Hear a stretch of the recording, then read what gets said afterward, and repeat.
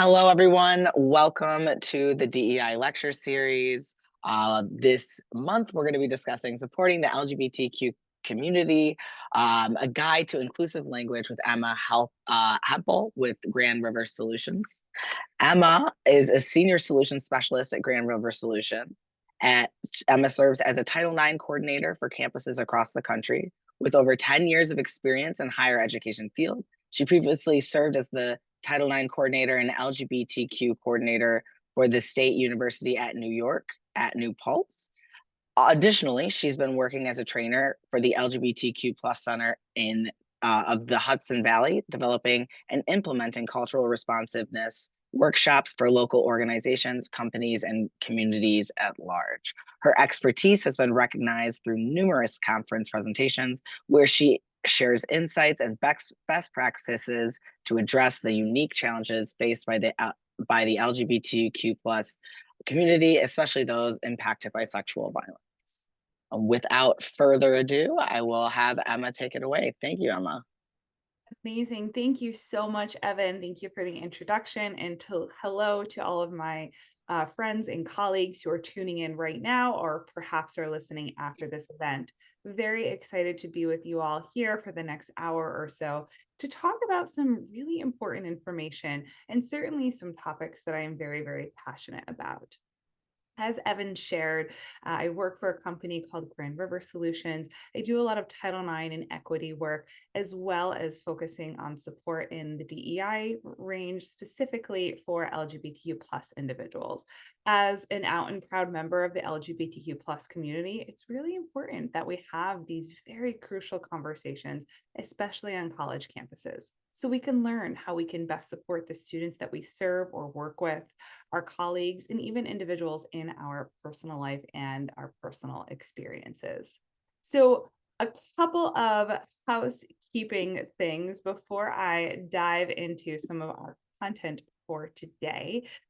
First and foremost, I really want to encourage you all to ask questions throughout this webinar. And because it's being recorded, I know this is going to be a resource that we'll use later. I'm going to direct you to put those questions right in that chat feature on your screen. I will read that question out loud and we can have a discussion about whatever that question may be. So you can put that question in the main chat, or if you private message me, I'll read that question out loud, but I won't identify the individual who asked that question. So sometimes we might be uncomfortable asking questions. We might even be worried about our phrasing. We don't want to offend others. And I'm going to talk more about that for sure. But if you want to private message me, I won't share the individual who asked that question. This is also going to be an interactive session. So we are going to be using the chat feature as well later on in the presentation to talk through terminology and whatnot. So definitely feel free and be prepared to interact with me a little bit using the chat. I want this to be as engaging as possible today. So what are we talking about today? We're going to begin with some of the LGBTQ plus basics. And for many of you who are tuning in, this might be information that you already know. You might be really familiar with this. So I'm not going to spend a whole lot of time covering this, especially because I think there's a lot of great resources online through the Human Rights Campaign or GLAAD that can help us get up to speed regarding the LGBTQ plus basics. I do want to do some level setting though, to make sure we're all on the same page. But certainly if this is an area where you feel like you need a little bit more support, feel free to connect with me or connect with Evan, and we're happy to hook you up with some resources to boost that learning. We're going to be spending a lot of time on terminology and pronouns. That is something that I hear so frequently when I do these types of trainings of things or concerns where individuals are nervous about making mistakes. They want to make sure that they're using the right words to describe people, to refer to people, right? Talking about pronouns. They can feel overwhelmed by the amount of language and terminology that's out there. And I hear that, I respect that. I want to do what I can to break down those barriers for you all today. So we're going to be spending some time on terminology, some of the basics, which again, might be a review for all of you, and talking through some best practices for pronouns, getting a little bit more comfortable with using gender neutral or they, them pronouns as well. So, before I dive into some content, I really feel like it's important to frame the conversation that we are having today in this virtual space. And I think this is important for a lot of reasons. I know all of you on this call are very well intended individuals and are here because you want to learn a little bit more about the LGBTQ plus community. Ensure you're doing all that you can to support your fellow colleagues and students. So, a couple things that I hope to cultivate an environment where folks feel comfortable asking questions and participating. First and foremost, of course, be respectful and mindful of others in the conversations that we have in the chat. There are no dumb questions. So truly, you can use that private message feature. I just saw a question come in the chat. I'm going to take a look at that in just a moment. There's no dumb questions. I always say every time I open up a training, it's really hard to hurt my feelings specifically, right? Like you won't offend me. I've heard it all. I've seen it all. I know that you are coming here trying to learn more and to better yourself. So please, if you're asking me a question, I'm not going to nitpick your phrasing or the nuances. I might guide you if it's going to be helpful, but I would never judge you. And I'm going to ask you to do the same of others in this virtual space today. I like to call this assuming best intentions, meaning that we all understand we're here to do a little bit better. So if someone slips up and says something that's a little outdated or a little wrong, or maybe even a little hurtful, I want to navigate through that in a healthy and positive way today.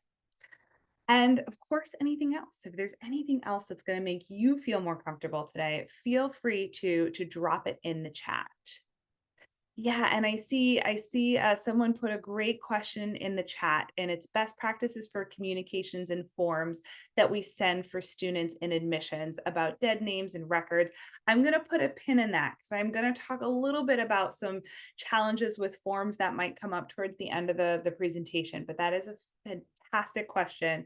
I promise I will get back to that and talk a little bit about some practices that all offices, I think, can adopt to do this in a way that's most comfortable for students. Because I understand there might be cases or types of forms where we have to collect a student's legal name and ways that we can collect that information, but still be inclusive and supportive. So we will definitely talk through that. I appreciate that question. All right. Let's go ahead and get started. I have some content today. I want to make sure we have time to get through it all. So for maybe about, you got it, the person in the chat. For maybe about the first 2 minutes, I'm going to talk very briefly about some basics for the LGBTQ plus community. And then we're going to dive into some terminology, and then we're going to get to pronouns. I recognize, again, this might be a review, this might feel basic, or this might be some new information for folks. So I want to make sure that we cover it. You might have seen this image before. I really, really like it. It's called the gender unicorn, and it kind of showcases in a visual way these differences between gender and sexual orientation. Because a lot of times people get these concepts or these terms confused. So I really, really like this visual. So let's unpack a little bit about what we are seeing on the screen. So you see the first kind of line up here above our cute little unicorn, right? We have the little rainbow image that refers to gender identity, the gender in which we identify as. And we all have a gender identity, whether or not we're privileged enough to have to think about that or consider it on a daily basis, right? You might identify with, being a man or a woman or female or someplace in between. And we'll talk more about that as well. Then you see that dotted green line outside of the unicorn's body, referring to gender expression, the ways in which we express our gender, the clothes that we wear, how we style our hair or makeup, the way that we communicate to the outside world, what our gender looks like and feels like to us as individuals. And then the next line, we have sex assigned at birth. So what was stamped on your birth certificate at birth? Was it male, female, or intersex? And we know that sex assigned at birth, or sometimes referred to biological sex, can be different from the gender in which we identify as. And then we have these two little hearts right here on the unicorn. And this is encompassing sexual orientation, who we as individuals are attracted to. Is it men, women, all genders, no genders? Maybe we don't feel or experience any type of romantic or sexual attraction. And that is our sexual orientation. Any questions on this so far? I know it's a crash course, but I really want to make sure we can talk about terminology for some time. Great. All right. Let's talk about inclusive language. I'm going to start first with some brief terminology review, then we're going to dive into pronouns. So, a couple things that I really want to say and acknowledge when we are navigating the conversations regarding terminology. First and foremost, language is fluid, language changes. And that can be challenging or complicated for us to keep up with. I always use the word queer as a really good example of this because queer was and still is for some a derogatory term that was used to cause harm against members of the LGBTQ plus community. It was a slur and it was used in very hurtful and harmful ways. But now many individuals, particularly those in the younger generations, right, the generations that we're seeing on our campus, use queer as a way to proudly identify themselves. But that can be confusing, right? Because you can have someone who's openly and proudly using the word queer to describe their gender identity and or sexual orientation. It's a word that I use very frequently to describe myself. But then you can have someone else who is a little hurt by that, or that's not a term that they would use to describe themselves. So that can be challenging. And I think the best rule of thumb with terminology is we always want to use the language or set of terms or set of pronouns that individual is asking us to use. We don't want to label someone on their behalf. We want to use that set of words or those labels that person is self-describing as. And it's important to know that these are identity labels, right? So how I experience certain identities or words might be different than someone else here in this space. There's a lot of great resources online to help with terminology. I'm going to do a quick crash course, right, on some of these words, but please know that there's amazing resources out there to help get you more familiar with LGBTQ plus terminology. I don't necessarily expect you to walk away today with an advanced knowledge to have every term and every sexual orientation ever on the plan memorized. That's not realistic, and I know that. I think it takes some continued learning, some dedication on your own behalf to learning more about these topics. But becoming more familiar with these terms in general will just help you feel more comfortable when you're serving LGBTQ plus students or when you are helping to support your colleagues or, as I've said, folks in your personal life as well. So we're going to do a terminology activity. This is where you get to participate. We're going to use the chat feature. So what I'm going to do is I'm going to put just a definition up on the screen. You're going to respond in the chat of what you think that definition is. And we're going to start off really easy. I think it'll make sense. So let's jump right in. So get those typing fingers ready. First definition up on the screen. You tell me what this is in the chat. And for folks who are listening along, you can say it along in your head. An acronym for lesbian, gay, bisexual, transgender, and queer. So go ahead and type that in the chat. I see some folks who have chimed in already. Amazing. Yes, yes, yes. Keep it coming. See, this was nice and easy. You all got this, right? Very, right? Yes, yes, yes, yes. The person who private messaged me, of course, yes. Great, great, great. So you all got that right in the chat. The answer is LGBTQ, or sometimes we see that LGBTQ plus symbol. And that plus symbol just signifies that there's other identities that are part of this umbrella that aren't outlined specifically in that acronym. It's to acknowledge, hey, we see you. We know that there's other sexual orientations, other gender identities that aren't outlined in that acronym, and we're acknowledging that. So sometimes you might see that plus.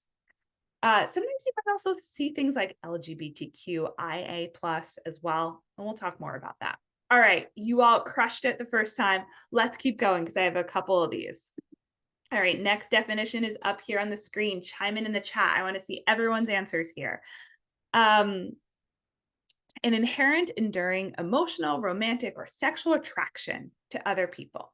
Note, an individual's blank is independent of their gender identity. So this is someone's emotional and romantic attraction to other people. Some great things coming in. I'll wait for some other folks to respond. And I gathered these definitions just so folks know.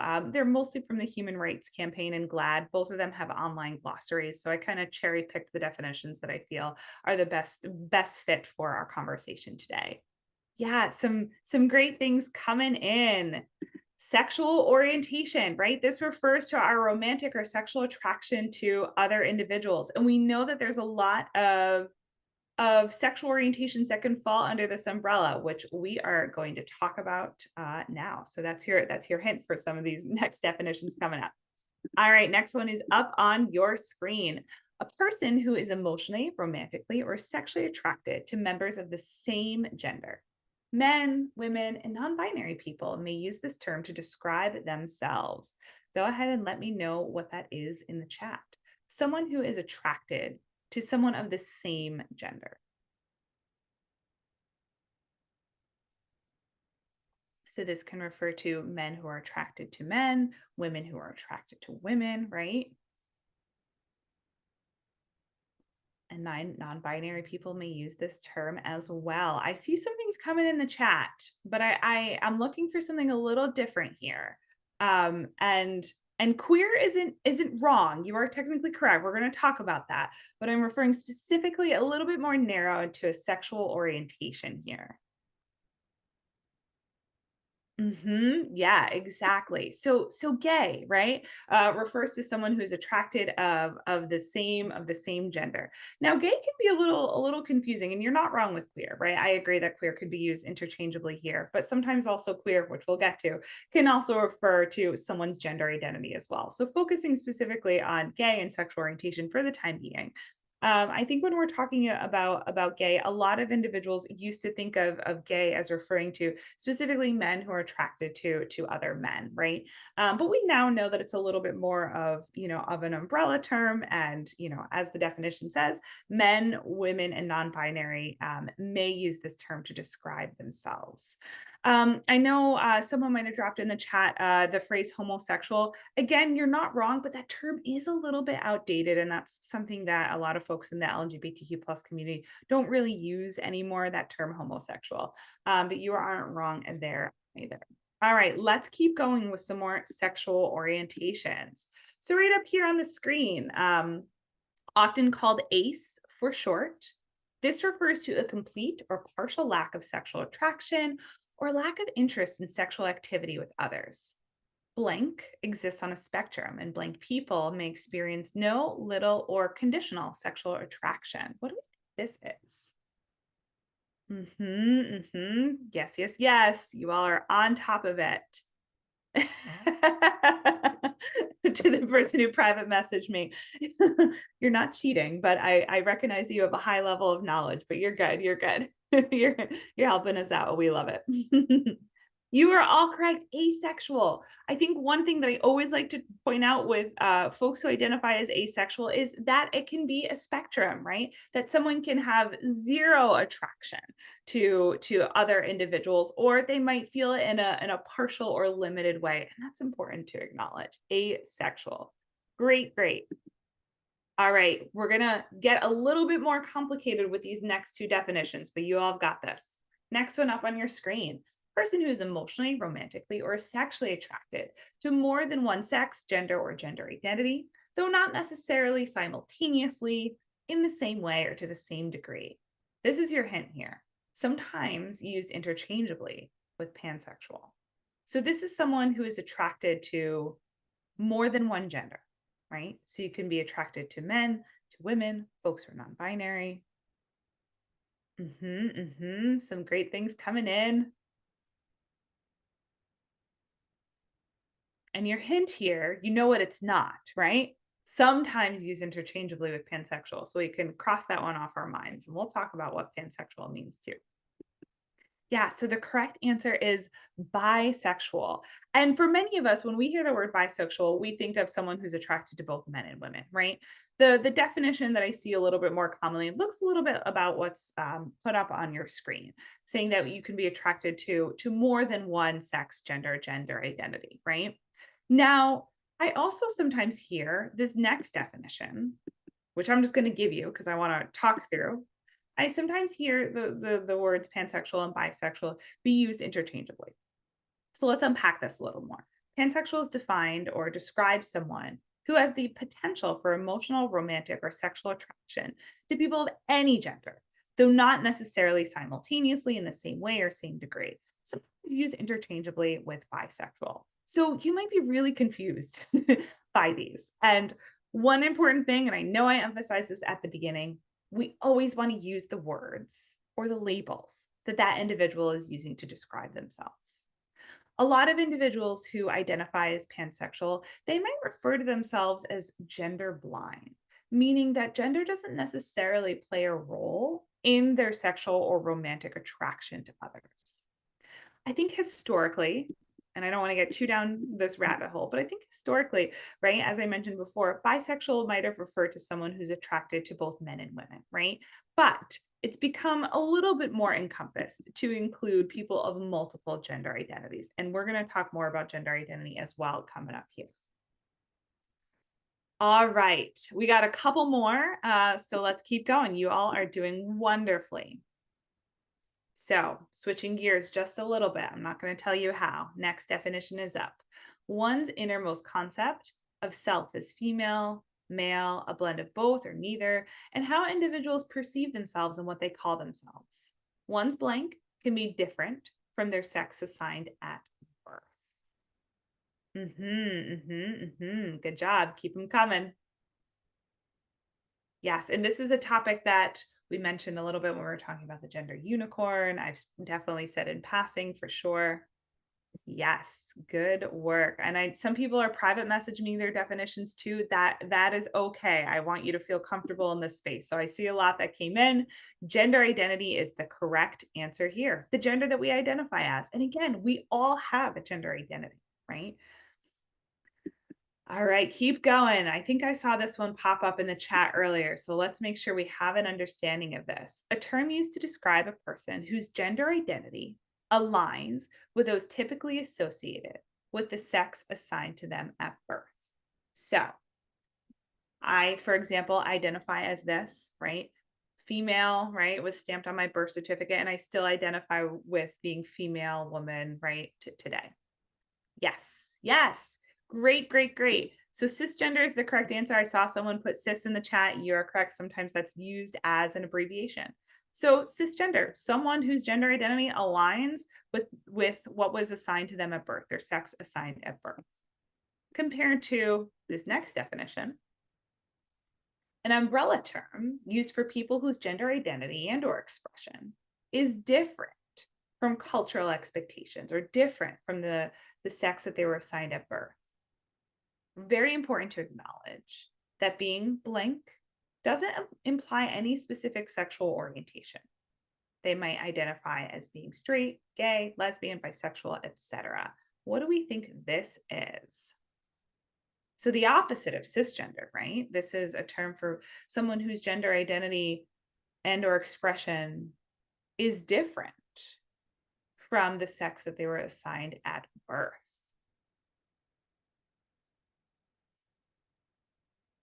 Yeah, transgender is the correct answer here. And I've seen queer pop up a couple times in the chat, and I do have a definition from queer in a little bit. And I'm really glad that you all are dropping queer in, because you're technically not wrong, because queer is that umbrella term. But for this specifically, I'm looking for transgender, right? And this can often be an umbrella term, right? The opposite, so to speak, in very simplified terms, the opposite of being cisgender. All right, 2 more. That's it. You're all doing great. This is a really important one that a lot of your students and colleagues might be using, and I want to make sure we have an understanding of this. Describing a person who does not identify exclusively as a man or a woman. They might identify as being both a man and a woman, somewhere in between, or falling completely outside of these categories. While they might also identify as transgender, not all people do.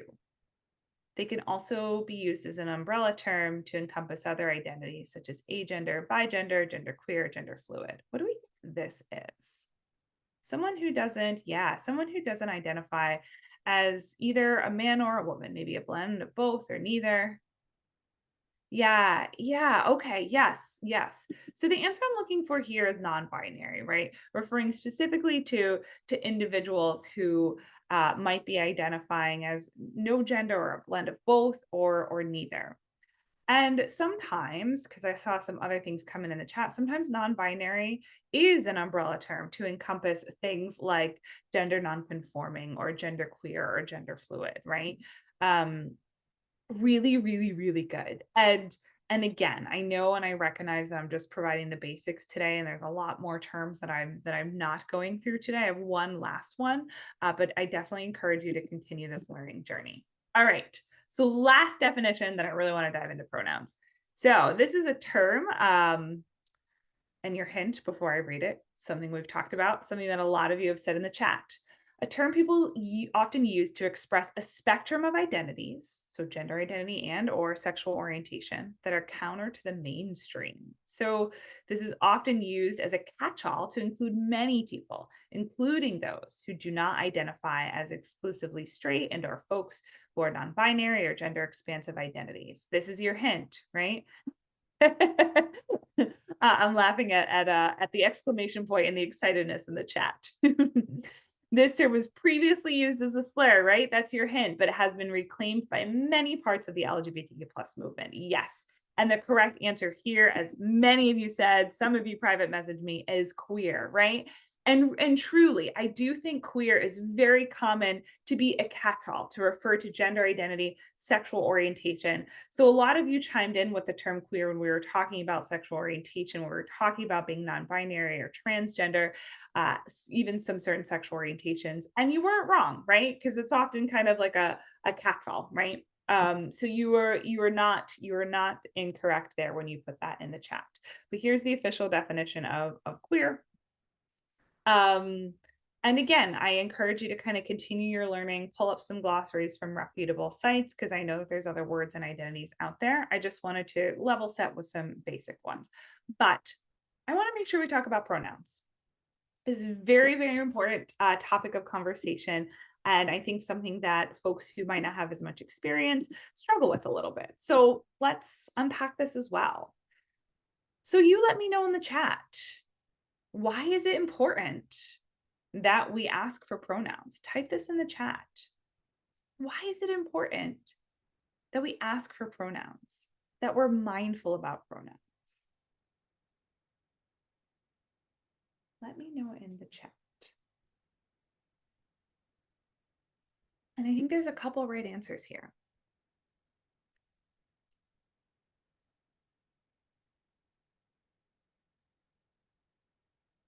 Yeah, I really like what was said.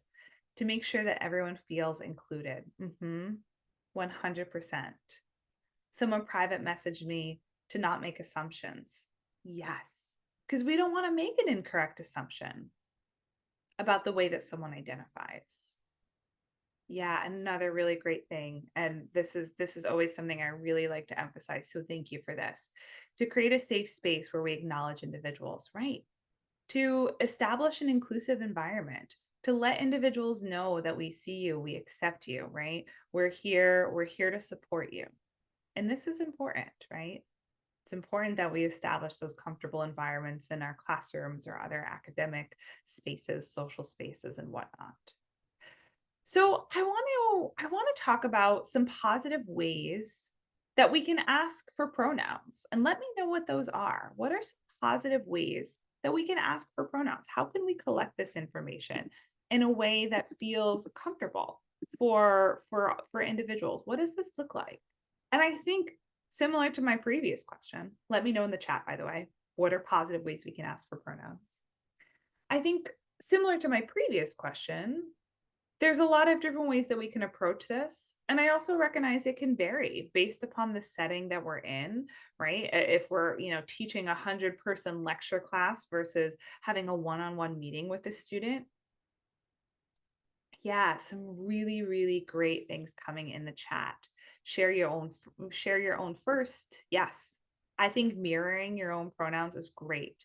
hey everyone, my name is Emma. I use she, her pronouns, right? Because that paves the pathway. I think it does two things: paves the pathway for that other individual that you're meeting with or connecting with to share their pronouns. But also, like we said before, it just promotes that culture of inclusivity, that you're thinking about these things, you care about these things, and you value, and you want to make sure everyone feels comfortable and included. Yeah. Oh, I really like your phrasing here. My pronouns are XX, whatever your pronouns are. My pronouns are she, her. If you're comfortable, please share your pronouns. And I really like that caveat of if you feel comfortable sharing your pronouns, because we also don't want to make someone uncomfortable by singling them or outing themselves. These are really great. So some other things that are up on the screen, and of course, this is going to depend on the setting in which you're working with, right? I recognize that teaching a class or meeting with someone individually or doing, an icebreaker with a group of students at an event, these settings all vary.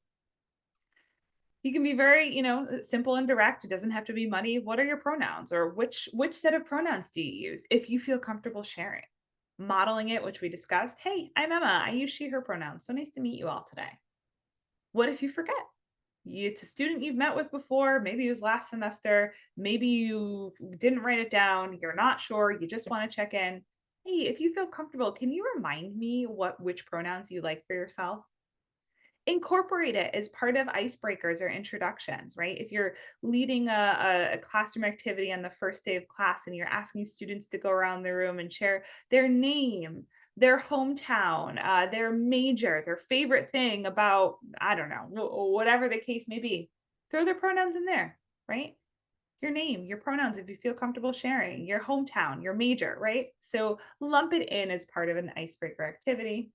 Including and incorporating pronouns where possible. This is so important, right? There are so many ways that we can demonstrate and display our pronouns to establish that culture of inclusivity.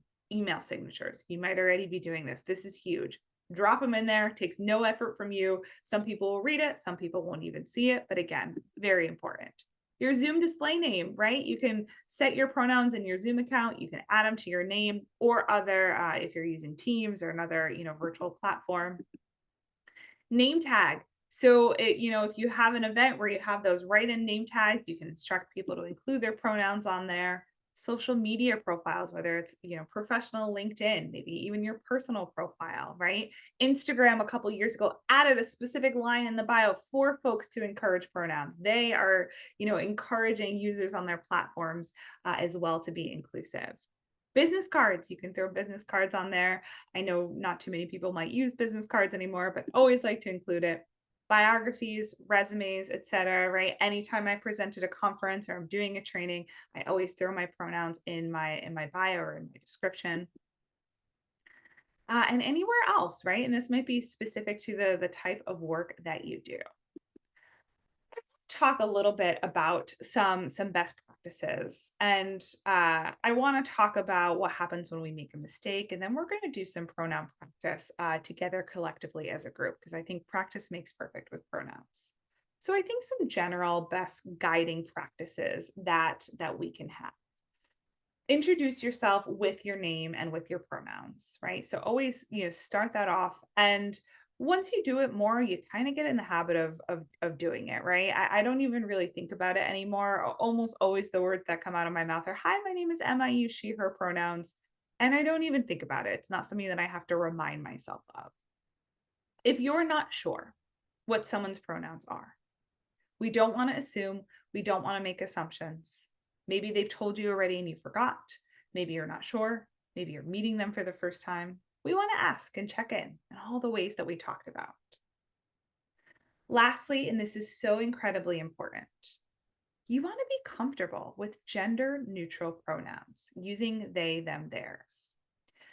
And this is important for so many reasons.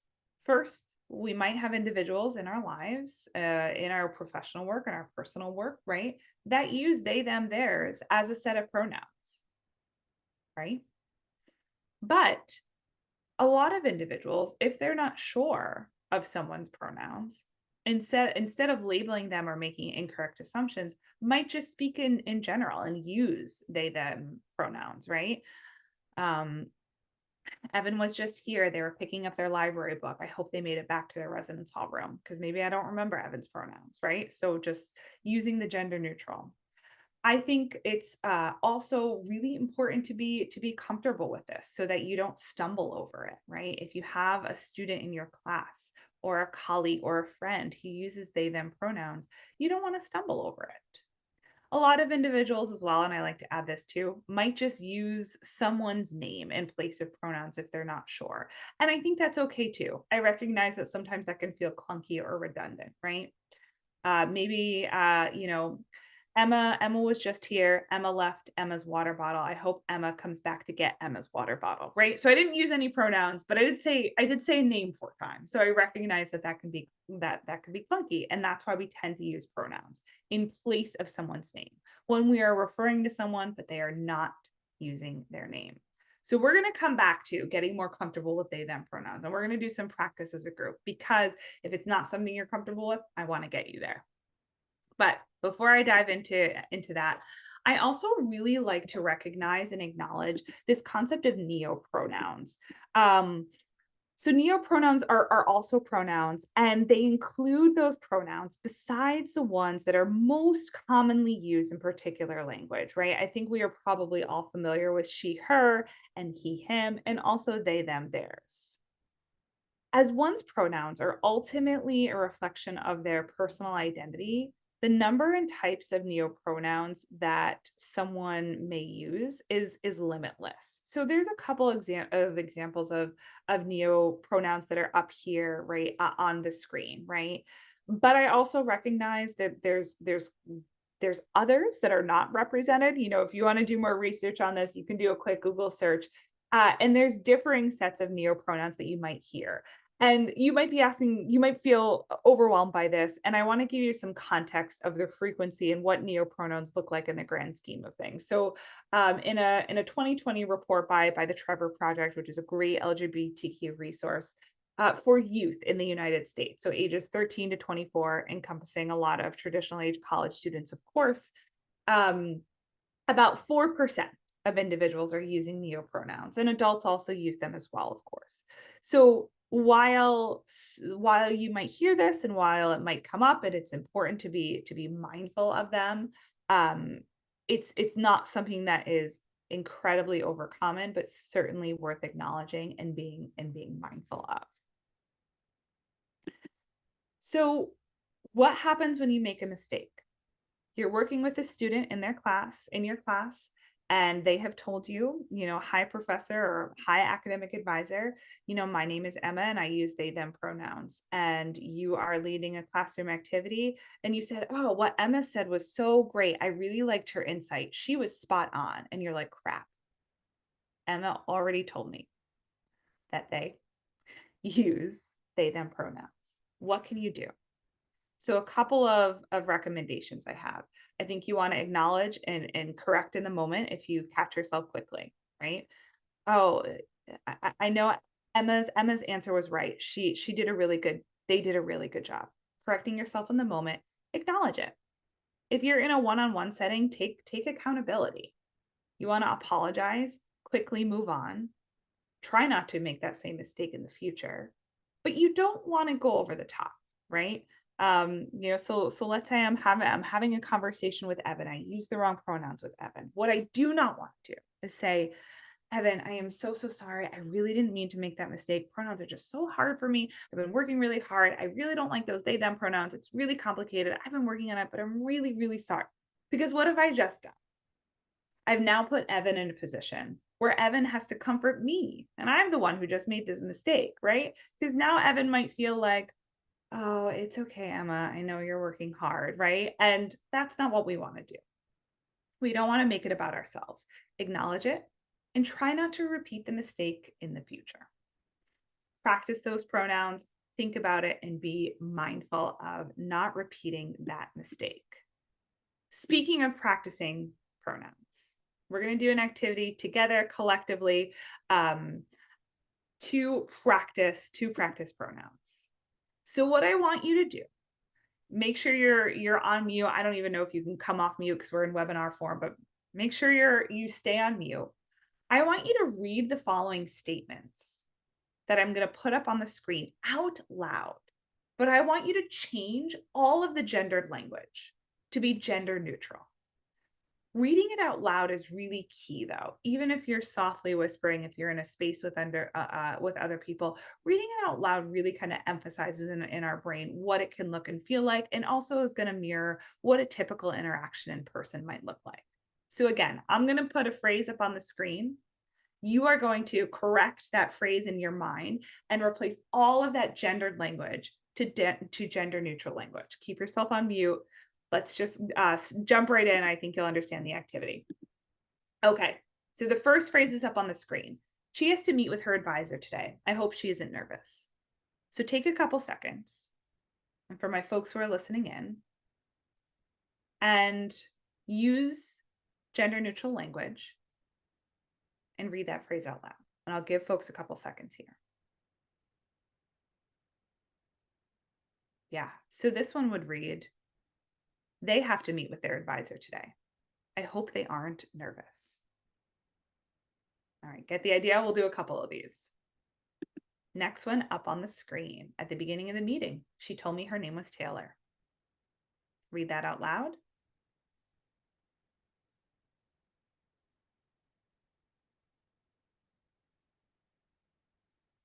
At the beginning of the meeting, they told me their name was Taylor.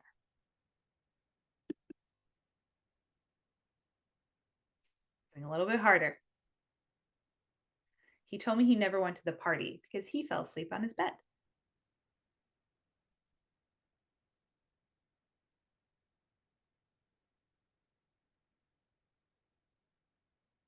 They told me they never went to the party because they fell asleep on their bed. Last one, then I'm going to talk through some nuances. He took his coffee with him to the library. The coffee left on the table in the library belonged to him.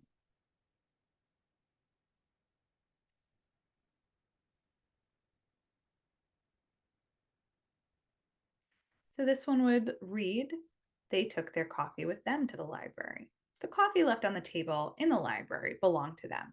Now, obviously, for the purposes of this exercise, I'm just trying to get you to actively replace gender neutral pronouns with existing pronouns. If you were writing and you were coming up with a sentence or phrase organically, right, you would probably say something, you might put someone's name in there and you might phrase it a little bit differently, right? Like for this last one, I might say, you know, Taylor took their coffee with them to the library. That coffee was Taylor's, right? So you might not use the clunky language, of course, that you're seeing up on screen. You might use someone's name, which we do typically when we're having organic conversations. But for the context of this exercise, I just want you to get in the habit of seeing something and replacing someone. So if you have someone who changes their pronouns, or if you have someone and you look at them and you make an assumption about what pronouns they should use, I want to break that mold for you. All right. I want to do a little bit more practice with this. So we're just going to do, for time purposes, we're just going to do a couple more on the screen, and then we're going to move on. But I want to give you some more. So right up here on the screen, getting a little bit more complicated, a little bit more longer. She went to the registrar's office to drop her least favorite class. I hope she's able to find it.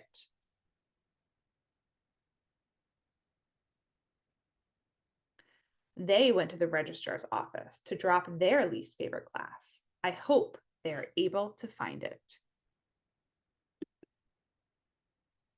He's playing piano. He's playing his piano piece in front of his class. I hope it isn't too much pressure for him.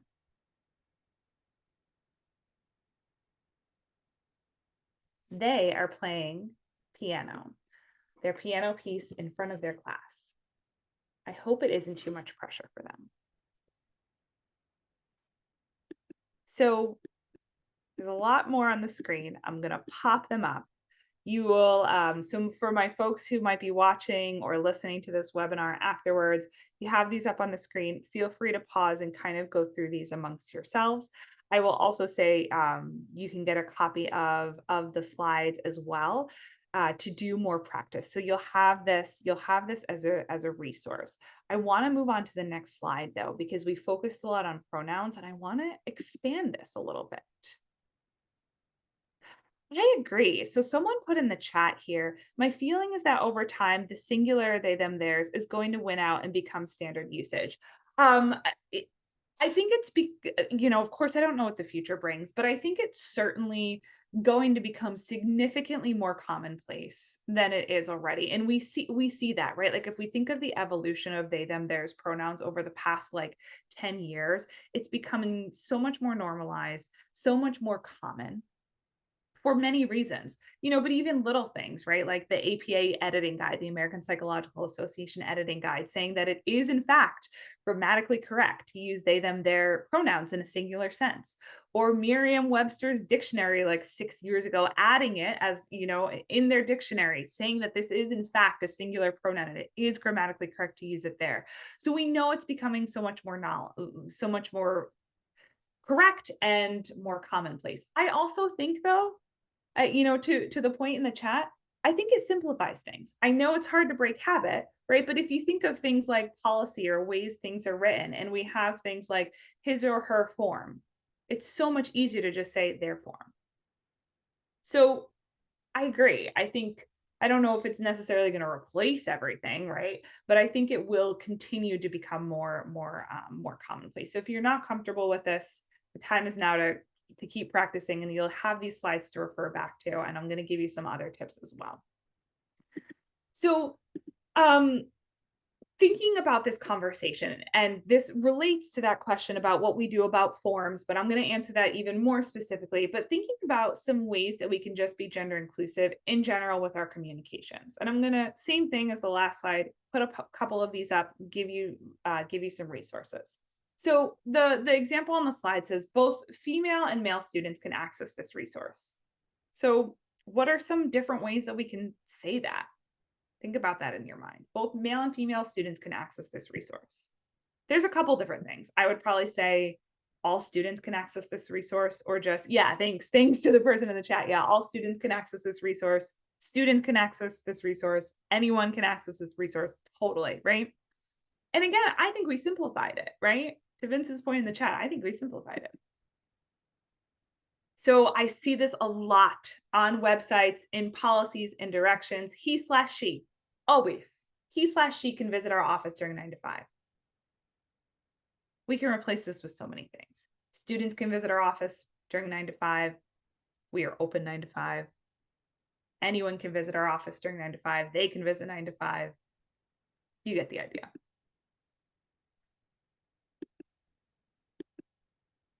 A couple more up on the screen. I do want to look at the last two very quickly. So the second to last one on the screen, if the boyfriend/girlfriend, if is physically abusive, please call security. So we can say, if the partner, right, if the significant other is physically abusive, please call security. And this is up here because I just want you to start thinking about other types of gendered language that you likely encounter. Her sister is waiting for her in her residence hall room. Their sibling is waiting for them in their residence hall room. So just thinking of other ways to do this. So if you are not comfortable with they, them pronouns, if it doesn't naturally roll off the tongue, if you feel like you stumble, if you feel like you have to overthink it, my best tip for you is to pull any book that has a lot of gendered pronoun language. You have some examples up on the screen right now. We're not going to do it for time purposes, but any book with gendered language, you want to take a look at that book, read it out loud, very similar to that other activity, and replace all gendered language with they, them pronouns or gender neutral language. But again, reading it out loud helps you become more familiar and more comfortable.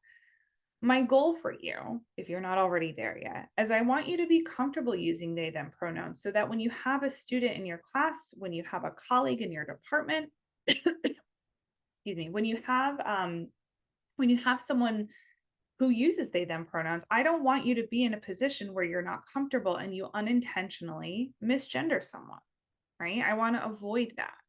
And oftentimes we're focused on other things. We're focused on teaching the lecture. We're focused on writing that activity. So when we're doing other things, pronouns might not be at the top of our mind. And I understand, right? Because we're doing other obligations. So what I want for you is to be so comfortable that this isn't something that you have to focus on anymore.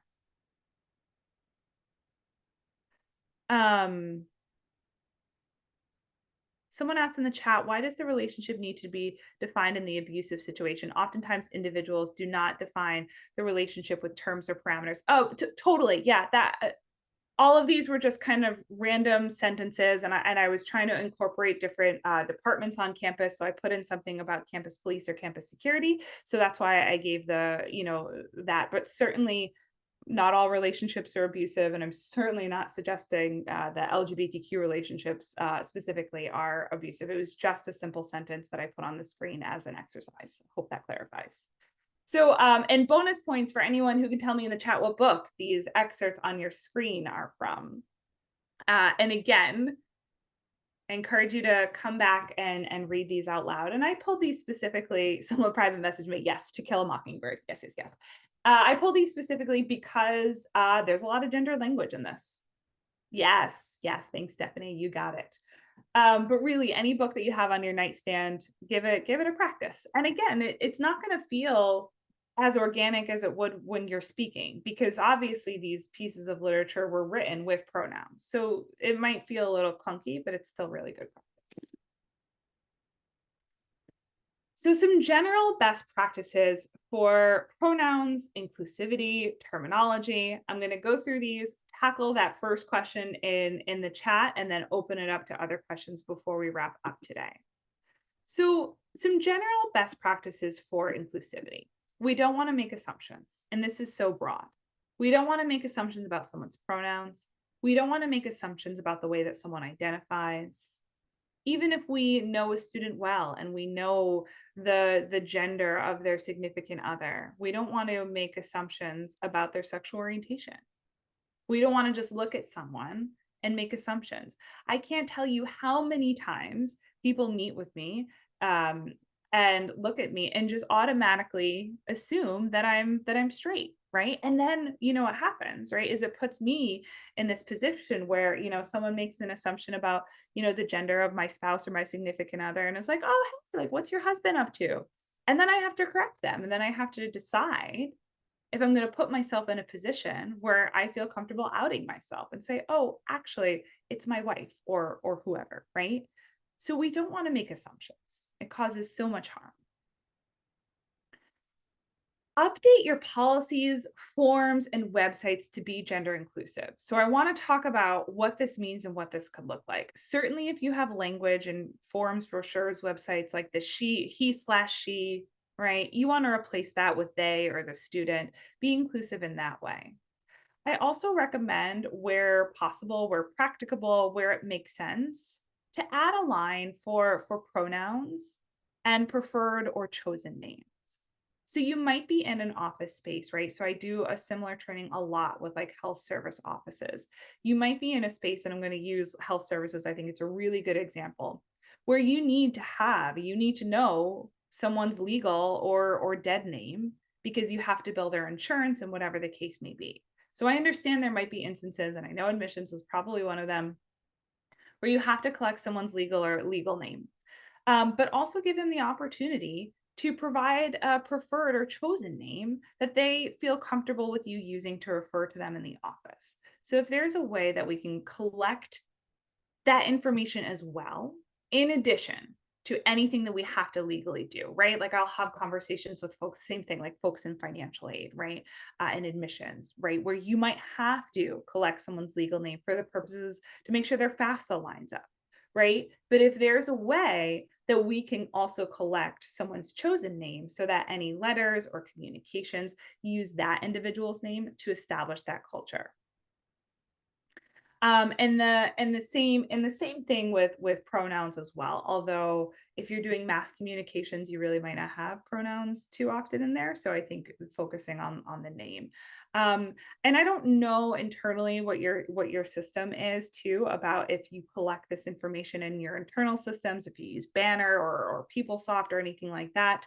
I'm not sure what your internal systems look like, so I can't speak too specifically on the logistical side, but thinking about in general terms, ways that we can collect this information in addition to what has to be collected. And I hope that clarifies that question that we had in the beginning, but drop it in the chat if I didn't quite hit that point home.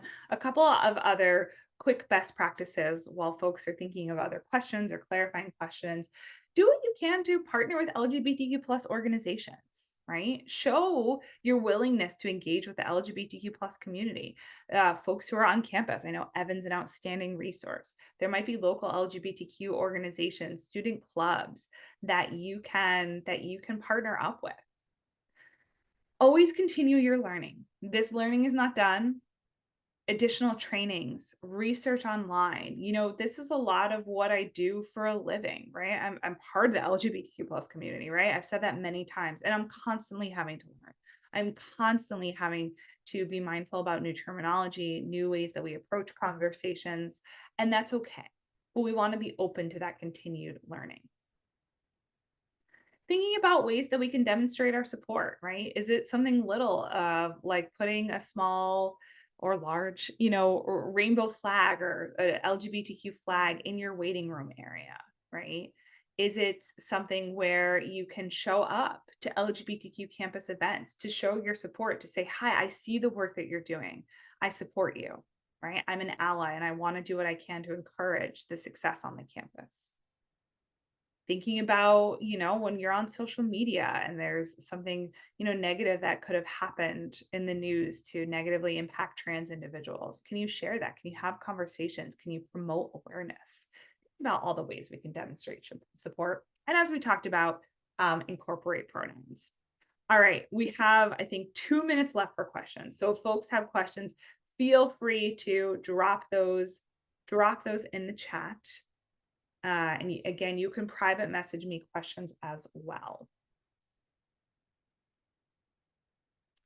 So someone clarified, this is going back to our admissions question. The email header states the student's preferred name, but the attached forms for inter-office purposes is set up with the student's dead name for identifier purposes. I want to be supportive with the form name, but we want to be sure other offices can identify that student correctly. Yeah, I know that this is complicated. And it's hard for me to speak super specific without kind of knowing some of the intricacies that you all have.